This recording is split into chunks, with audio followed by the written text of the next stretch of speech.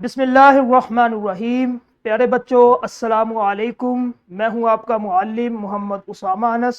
امید ہے کہ آپ سب خیریت سے ہوں گے۔ بچوں آج کا ہمارا بی لفٹ 12 جس کا تسلسل آپ نے یقیناً کر لیا ہوگا، اور آج کا ہمارا حاصل تعلم ہے کہ درست تلفظ کے ساتھ طویل عبارت پڑھ سکیں۔ ٹھیک ہے، یعنی کہ درست تلفظ کے ساتھ۔ اب تلفظ کسے کہتے ہیں؟ تلفظ کہتے ہیں زبر، زیر اور پیش کو۔ ٹھیک ہے، تلفظ جس طرح ہم الف کے اوپر اگر زبر لگائیں گے آ، الف کے نیچے زیر لگائیں گے تو ای، اور الف کے اوپر پیش لگائیں گے تو او۔ ٹھیک ہے، آ ای او۔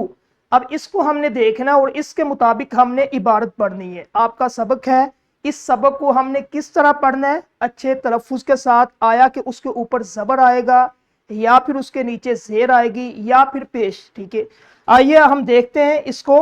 سب سے پہلے اگر ہم اس کو آج دیکھیں گے تو طویل عبارت کو بغیر ہچکچاہٹ کے پڑھنا ہے، یعنی کہ آپ کے پاس ایک عبارت ہے، سبق ہے، اس کو بغیر کسی ہچکچاہٹ کے، بغیر کسی شرم کے آپ نے اس کو روانی کے ساتھ پڑھتے جانا ہے۔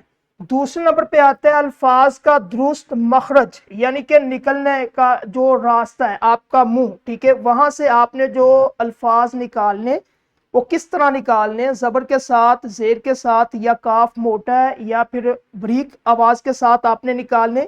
اس کے بعد تیسرے نمبر پہ رموز اوقاف، وقوف، سکتہ وغیرہ کا خیال رکھنا کہ کس جگہ پہ ہم نے رکنا ہے اور کس جگہ پہ ہم نے تھوڑا سا ٹھہرنا ہے، اور اس کے بعد اپنی عبارت کو مکمل کرنا ہے۔ ٹھیک ہے، اس کے بعد ہے تلفظ کی اہمیت۔ آیا کہ ہم اس کے ساتھ الفاظ کی ادائی کیوں کرتے ہیں، کیوں ہم اس کو زبر، زیر اور پیش کے ساتھ پڑھتے ہیں؟ تو اس کی اہمیت ہے، سب سے پہلے غلط تلفظ سے معنی بدل جاتا ہے۔ جیسے آپ کے سامنے لکھا ہوا ہے علم اور علم۔ ٹھیک ہے، اگر آئین کے اوپر ہم زبر لگائیں گے تو اس کا معنی بدل جائے گا، معنی ہو جائے گا اس کا جھنڈا، اور اگر آئین کے نیچے ہم زیر لگائیں گے تو اس کا معنی ہو جائے گا علم، یعنی کہ جاننے والا، جس طرح آپ سکول میں پڑھنے کے لیے آئے۔ ٹھیک ہے، اس کو علم کہتے ہیں۔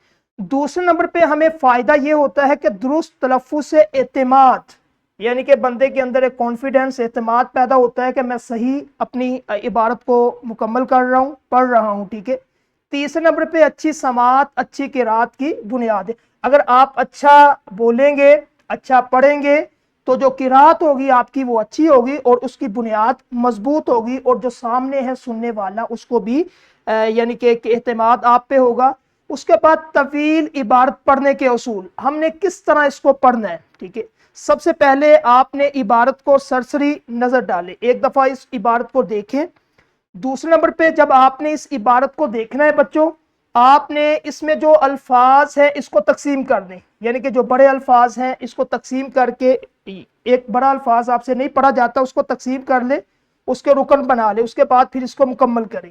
تیسرے نمبر پہ سانس کی ترتیب اور ٹھہراؤ کا آپ نے خیال رکھنا ہے۔ ٹھیک ہے، یعنی کہ سانس کہاں آپ نے روکنا ہے، کہاں اس کو آپ نے لے کے چلنا ہے۔ ٹھیک ہے، ایک عبارت ہے آپ کے سامنے، آپ کے ہی سبق میں سے، اس کو میں پڑھتا ہوں اور آپ نے اس کو سننا ہے۔ آپ صلی اللہ علیہ وآلہ واصحابہ وسلم کا وجود مبارک تمام عالمین کے لیے سراپا رحمت ہی رحمت ہے۔ ٹھیک ہے، یہ لقب اور شرف ایسا ہے جو کسی اور کے لیے استعمال نہیں کیا گیا۔ اس میں کوئی شک نہیں کہ اللہ تعالیٰ کے تمام انبیاء انسانوں کے لیے باعث رحمت تھے، مگر ان سب کی شان رحمت اپنی قوم، اپنے دور اور اپنے علاقے تک محدود تھی، جبکہ محسن عالم سیدنا محمد الرسول اللہ خاتم النبیین صلی اللہ علیہ وآلہ آلہ واصحابہ وسلم کی رحمت و شفقت کے دائرے میں ہر عہد، ہر زمانے، ہر قوم، اپنے پرائے کائنات اور مخلوقات، یہاں تک کہ تمام جہان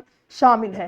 اب اس عبارت کو میں نے پڑھا ہے، اسی طرح جو متعلقہ ٹیچر ہے، اساتذہ ہے کمرہ جماعت میں اردو کا، وہ ہر بچے سے ایک ایک عبارت مکمل، جو تیسرا چیپٹر ہے ہمارا نبی صلی اللہ علیہ وسلم کے اخلاق کے بارے میں، ایک ایک عبارت، دو دو تین تین لائنیں ہر بچے سے اس کو مکمل کروائے اور اس کا تلفظ دیکھے۔ ٹھیک ہے، جس طرح میں نے پڑھا ہے کہ تمام عالمین، اگر عالمین نیچے زیر لگا دیتا تو اس کا معنی بدل جاتا ہے۔ اس طرح بچوں کو جو مشکل الفاظ ہے اس کو انڈر لائن کروا کے اور مکمل اس کی جو ہے وہ اس کی عبارت جو ہے سارے بچوں سے پڑھائیں، ٹھیک ہے۔ اس کے بعد جو اچھا قاری ہوتا ہے وہ اچھا لیڈر بنتا ہے۔ بچوں کو بتائیں کہ اس طرح اگر آپ پڑھیں گے، پڑھنے سے کیا فائدہ ہوگا کہ آپ کے اندر ایک تو کانفیڈنس، اعتماد بحال ہوگا، اور آپ کسی بھی سٹیج پہ جب جائیں گے تو آپ کے اندر ہچکچاہٹ پیدا نہیں ہوگی۔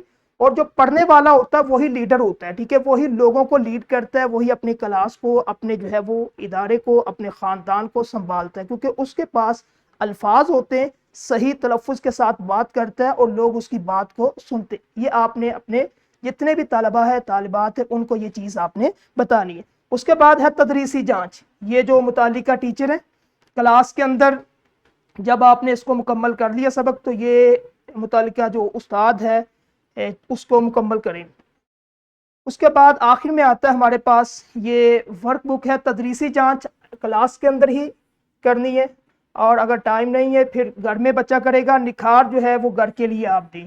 اسی کے ساتھ آج کا ہمارا لیکچر جو ہے وہ اختتام کو پہنچتا ہے۔ اگلے لیکچر میں انشاءاللہ ہم ملیں گے ایک نئے حاصل تعلم کے ساتھ۔